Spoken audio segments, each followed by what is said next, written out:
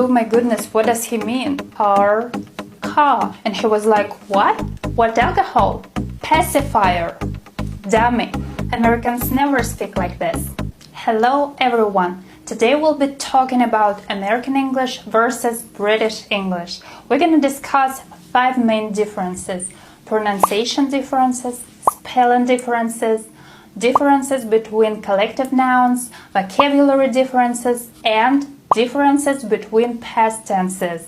But before we get started, I want to tell you that there are more videos coming on English Lessons with Kate, so please subscribe to the channel and click the bell so you'll be notified as soon as I publish a new lesson.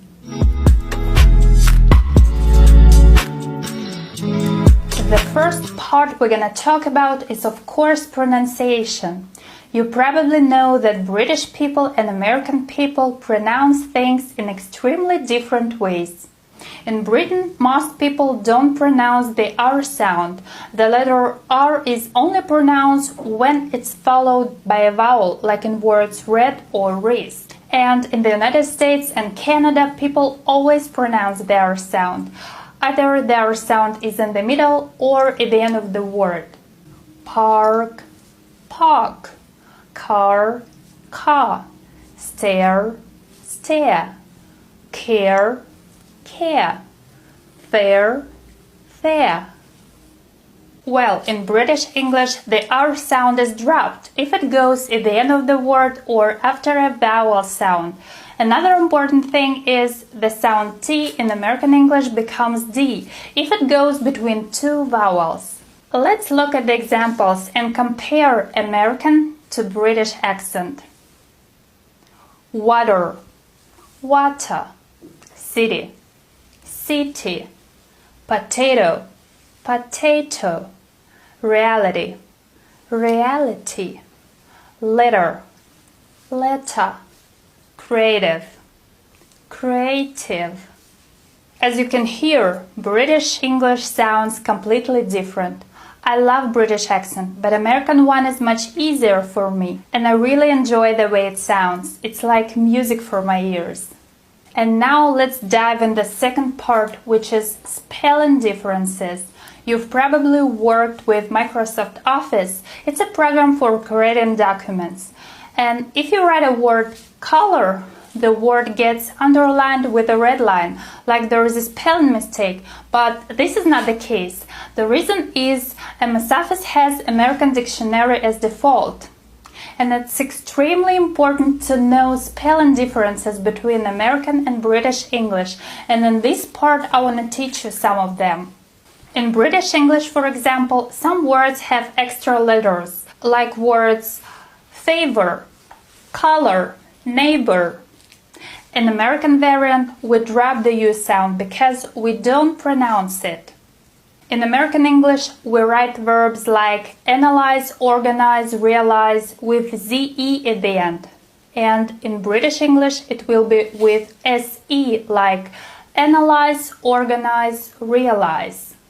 The next difference is TRE and TER at the end of the words, like center, theater. So TRE is American and TER is British. The next part is differences between collective nouns. In British English, collective nouns can be either singular or plural, but in most cases they are plural because when we're talking about a team, a family, a band, we mean a group of people. So in British English, people say, my family are going to London tomorrow. We're using are because the noun family is plural. But in American English, collective nouns such as a family, a team, a band is usually singular, and it's very common to say, my family is going to London tomorrow. But there is one exception. Police is always used as a plural noun in American English. So they always say police are. For example, the police are going to be here any second. Even when native speakers mean police as an organization, as a department which is responsible for protecting people, they never say police is or a police. That's grammatically incorrect. Now let's talk about vocabulary differences. If you don't know all words and phrases with different meanings, you can find yourself in a very embarrassing situation. When I started to study English, I was focused on British one mostly. And one day I had a text conversation with my pen pal from the United States, and he sent me a message where he wrote, "I was pissed off because my mother took away my laptop and told me not to play computer games anymore." And I was like, oh my goodness, what does he mean? I didn't know what to say because I opened Cambridge Dictionary and found this word, and the definition of the word pissed is drunk, and I didn't really understand. Was he drunk? How come? He's only 16. And I asked him, "Do you drink much alcohol?" And he was like, "What? What alcohol?" And after a while he explained to me that to be pissed off in American English means to be annoyed, to be irritated. And there are so many things that have different meanings in American and British English, and we need to learn them because these differences are incredibly important. Here is another example. I got a flat. In Great Britain, a flat is a set of rooms for living in, and for a Brit, that phrase has a positive meaning, right? And in American English, a flat means a flat tire, a tire without air inside. When we're talking about cars and driving, a tire that the air has come out of. So in American English, the phrase "I've got a flat" has a negative meaning. Also, British people can use flat as an adjective. When we're talking about the batteries, a flat battery is a battery with no electrical power left in it, whereas in the US people say a dead battery. Now let's have a look at some words that have different names in American and British English.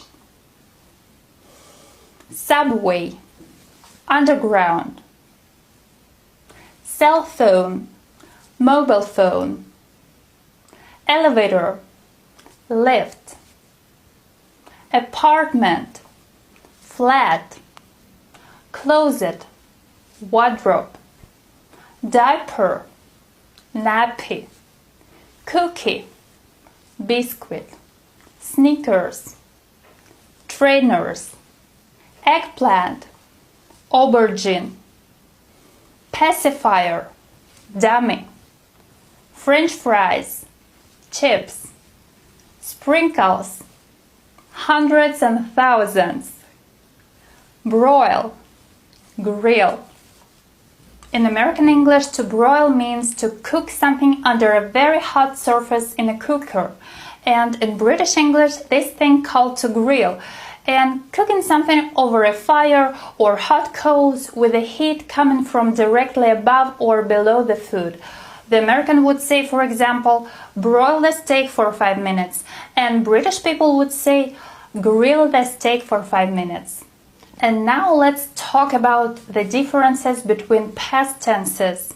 There are also grammar differences with past forms of irregular verbs in American and British English. The past tense of learn in American English is learned, and in British English, two variants can be used, either learned or learned. You can also make a choice, dreamed or dreamt, burned or burnt. In American English, the ed endings are common, and Brits tend to use t ending. In American English, the past participle form has the en ending for some irregular verbs. For example, an American might say, "I've never gotten that opportunity," whereas a Brit would say, "I've never got that opportunity."